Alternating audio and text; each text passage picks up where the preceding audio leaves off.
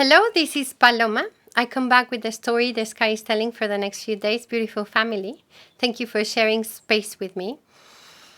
Thank you for your comments, for your journeys. You know, we are truly weaving a new time together, and everything you do for yourself, everything you integrate, you alchemize, you offer, assists us all in our transformation. So thank you for your path, for your commitment to love and your commitment to evolution.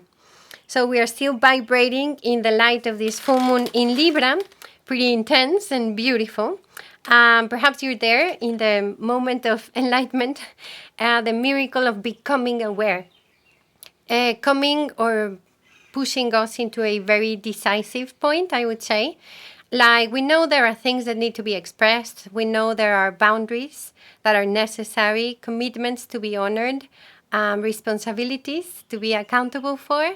And more than anything, it gives me the sensation that this is an invitation to fulfill our promises to ourselves, you know? Like, yes, it's about restoring balance and justice, but perhaps it's about noticing that the true depth that is from ourselves to ourselves. That's what I mean. And that it's time to present ourselves for our hearts, for our lives, for our dreams, for our own paths. Venus has just stationed direct.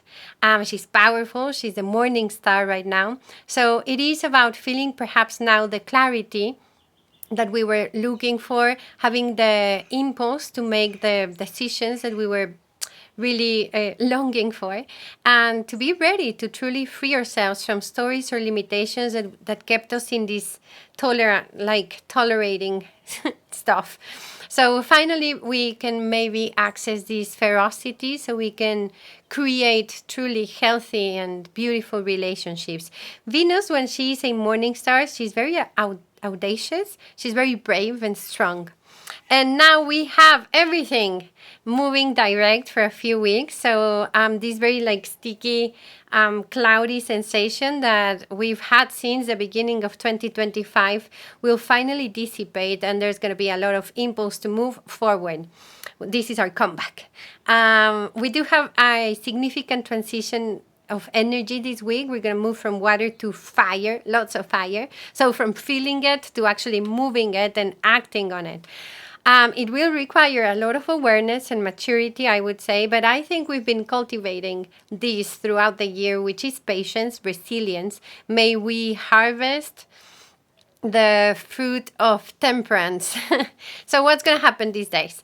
So Mercury is going to go back into Aries, and it's going to conjunct Neptune for the first time in our lives. Then Mars is going to re-enter Leo and trine Neptune for the first time in our lives. Then we're going to have the Sun entering Taurus. We're going to open Taurus season. And by the end of the week, truly by Sunday, we're going to have the quarter moon in Aquarius. Venus is going to do a sextile to Urano, Mercury a sextile to Pluto, and boom, Mars is going to square the Sun. So let me unpack this. Let me breathe through it, because I've had these comments lately, not exactly in this channel, but that I've been speaking too fast. So I'm going to follow my own advice and breathe. Because I know the intensity, right? It's really not going to give in. The second half of April, it's pretty intense with a lot of drive. And we ought to channel it with wisdom, you know, because it can be very advantageous. Can I say that? I hope. But it does require breathing it. So we can actually truly direct this energy with our will and with sovereignty. And these are very big subjects in terms of the beauty of the fire energy, the expression of courage, sovereignty, inspired action, assertive communication, leadership, and I would say honor as well.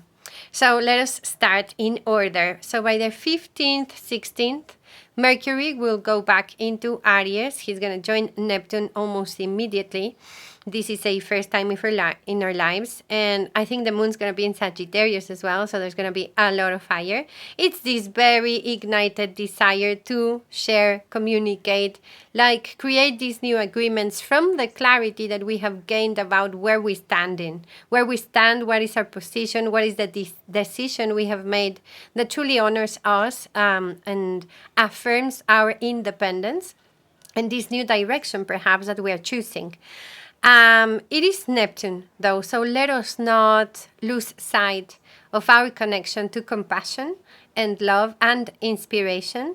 Let us not forget as well that in a healthy communication dynamic, we don't only talk, we also listen. So let's listen to ourselves and make space to listen, because it feels like, under the light of a full moon in Libra, we are talking about mutuality, reciprocity, balance, and all of these values so that we can, restore equilibrium in our relationships. Okay, 17th, 18th, Mars is re-entering Leo. I mean, the journey with Mars, my God, it's been so long. So he's been in Cancer for a while. Actually, let us recapitulate a little bit. No, he was in Cancer, September, October, and then November, he entered Leo. So there's going to be like a mirror to that moment. And then he started his retrograde motion in December. Then he went back into Cancer in January, and we are here. Finally, he's moving into Leo again. I would say this is a moment that we will restore vitality, creativity, passion, trust, confidence. As I said, it's interesting to revise what happened in November. But okay, we are integrating, and we've been in this very long, sort of difficult emotional digestion. Also looking into the truth of our motivations to act and what are the true dreams of our hearts, since September. And we are on our way out from this. Of course, this is Mars entering Leo also means he's going to approach now, really, really close to his third and final opposition to Pluto in Aquarius. So this is intense? Yes, a lot. And it also seems to me like a very, oh my God, the word in English, like a resolution moment, As I've said, we've been here for a while. This is the third of 3 oppositions, so I would say this is a very definitive moment. Also, we are going to, I will explore this further next week, but what do I like about Mars in Leo starting this week? He's connected to his heart. It's about actually moving from the heart, like a calling into alignment, into coherence, into coming out of the drama. In Leo, he can be dramatic as well, but sort of this very emotional drama, the victimization, the lingering in the past, so we can choose to integrate, to honor, and to also just look ahead. And almost immediately, he's going to weave this trine to Neptune in Aries. And this is also first time in our lives. So there's different levels of expression, and we are going to discover this. But what I sense, in a way, this could mean inspired action. This could mean aligning our personal will with the intent of the cosmos, with divine will, trusting divine guidance, and also is our heart in movement, our heart in action. Right? The other expression, if we've been or we are in a moment of strong identification with our ego and all the discomfort of the past few months, this is battles. This is war. It's a lot of fire. It's anger. And it's also kind of cloudy because it's Neptune. And then this could be a lot of fire that now feels the right, to speak and to move and to act. So let us be really aware of how we express ourselves. Let us not forget that Neptune, beyond illusion, is a planet of unity, and the consciousness of love. So what would love do? Also, how can love express in a verb? This is also coming, I would say, from a deep sense of self-love and self-value, because Venus now is direct. She is truly the ruler of this full moon that we are vibrating today still. And she will be the ruler of Taurus season and our next new moon. So there's a lot of power in her right now. So let it be from the heart. No? May the heart lead our words, our actions, our negotiations, because it looks like we're going to have moments of negotiation in the next week. And may your heart go first. And okay, 19th, the sun is entering Tauro. So welcome, Tauro season. I love Tauro season because it's an earth sign that actually invites us to connect with this element, with our bodies, with Mama Earth, with the senses, with the present moment. And it's usually a season that allows us to integrate all of the movement from the seasons before into our bodies, into our lives. It gives us, it grounds us, or at least the invitation is there to ground and to center ourselves.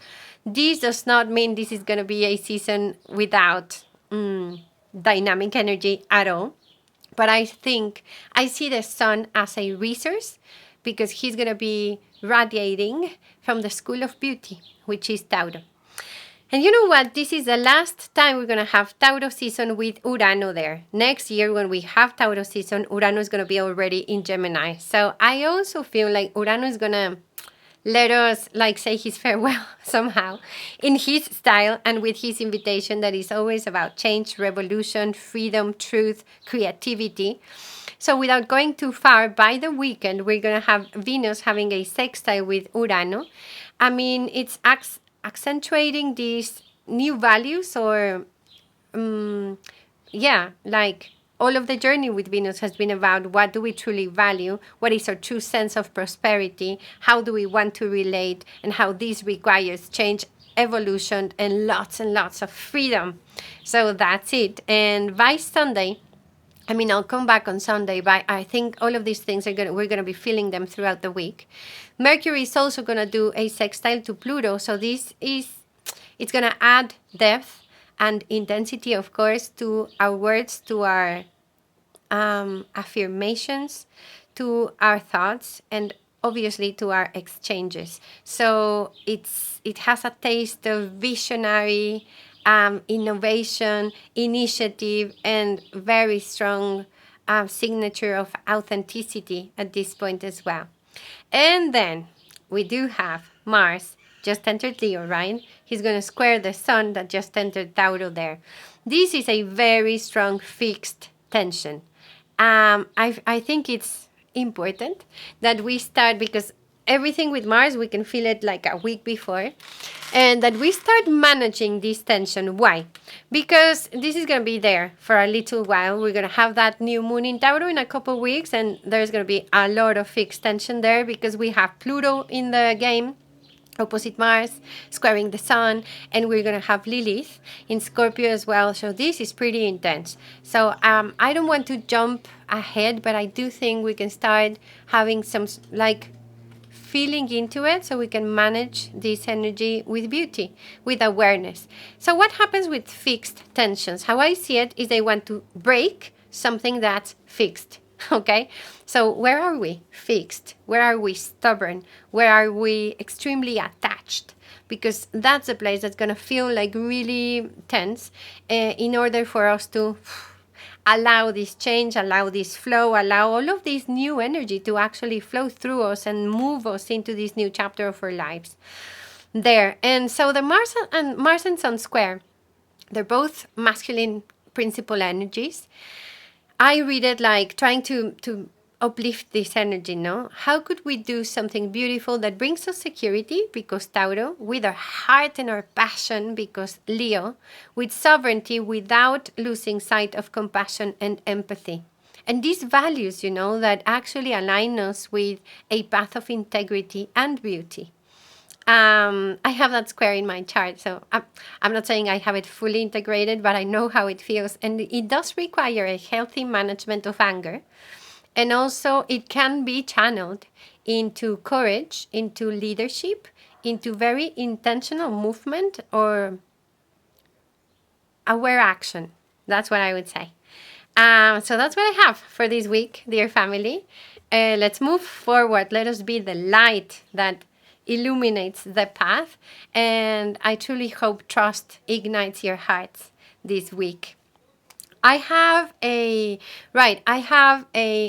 an in-person retreat in Costa Rica in August. It's called We Are Stars, and this is a bilingual offering that I have. So I will leave the description here in the box, and yeah. Thank you. Blessings.